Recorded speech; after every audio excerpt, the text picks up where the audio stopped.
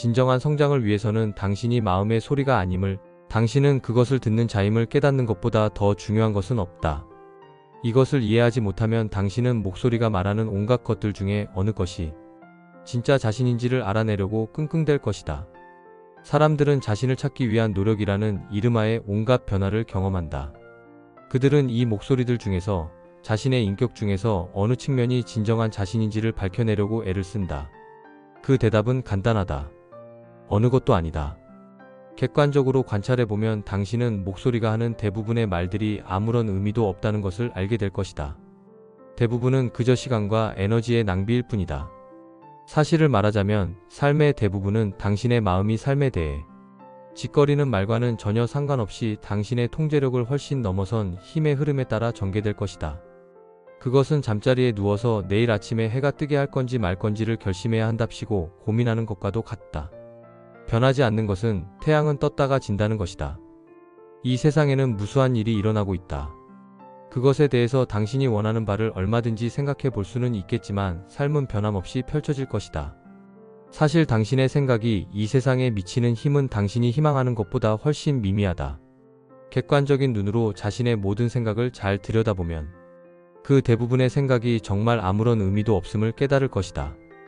그것은 당신을 제외하고는 그 어떤 사물이나 사람에게도 아무런 영향을 미치지 못한다.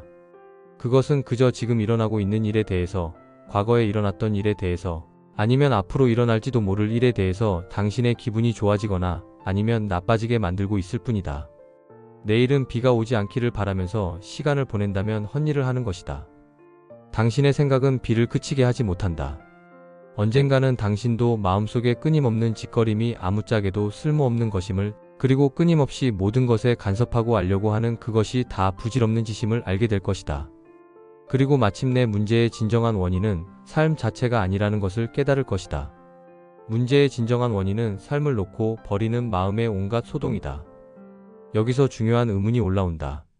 즉, 내면의 목소리가 하는 말이 그토록 부질없고 의미 없는 것이라면 그것은 애당초 왜 거기 있는 것일까? 이 질문에 대한 답의 열쇠는 그것이 말할 때 무엇을 어떤 이유로 하는지를 이해하는 데에 있다. 예컨대 어떤 경우 마음의 소리는 물이 끓을 때 주전자가 소리를 내는 것과 같은 이유로 말을 한다. 그러니까 풀어내야 할 에너지가 속에 많이 쌓여 있는 것이다. 객관적으로 잘 관찰해보면 마음속에 불안하고 두려워하는 에너지나 욕망의 에너지가 쌓여 있을 때는 이 목소리가 극도로 활발해진다. 당신이 누군가에게 화가 나서 야단을 쳐주고 싶을 때 이것을 쉽게 관찰할 수 있다. 그를 실제로 만나기도 전에 벌써 내면의 목소리가 얼마나 여러 차례 야단을 쳐대고 있는지를 살펴보라. 마음속에 에너지가 쌓이면 그것으로 뭔가를 하고 싶어진다. 목소리가 짓거리는 것은 마음이 편하지 않기 때문이고, 짓거림은 그 불편한 에너지를 풀어준다. 하지만 특별히 거슬리는 것이 없을 때조차 목소리는 여전히 짓거리고 있는 것을 발견할 것이다.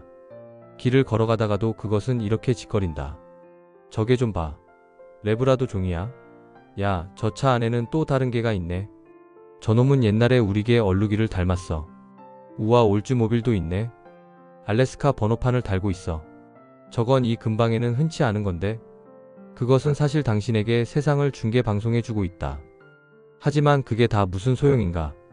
밖에서 일어나는 일들을 당신은 이미 눈으로 훤히 보고 있는데 마음의 소리가 그것을 새삼스럽게 되어주는 게 무슨 도움이 된단 말인가? 이것을 아주 잘 따져봐야 한다.